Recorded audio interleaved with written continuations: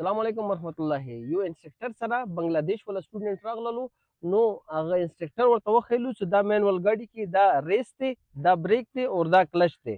نو سټوډنټ ورته غوسه شو، ورته دی چې استاد ټانګې دو ہے نیچے سامان تین ہے ګاډي کیسے چلائے گا. نو بیا هغه انسټرکټر ماته ویلو چې صدیق بھائی ته راشه دغه سړی پوهې کا بنگلاديش والا دا به څنګه پوهېږو.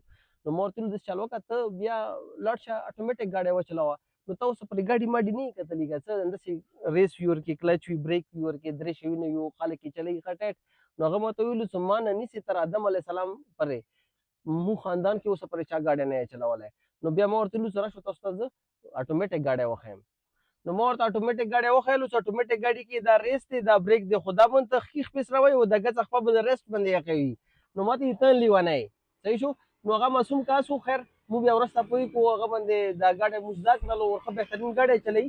پوه شوې. نو داسې معصوم خلک مونږ ته د کله کله سټوډنټانو کې رسي.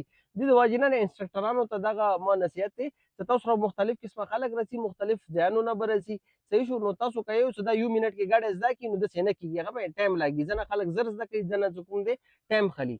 نو تاسو هغه سره غوسه مه کوو، هغو ته ټایم ورکوو، سپیس ورکوو، نو هر سړی ګاډی زده کوي شي څه مسله نه دی. داسې ویډیوز لپاره ډرایولوجي سبسکرایب کړو. مننه.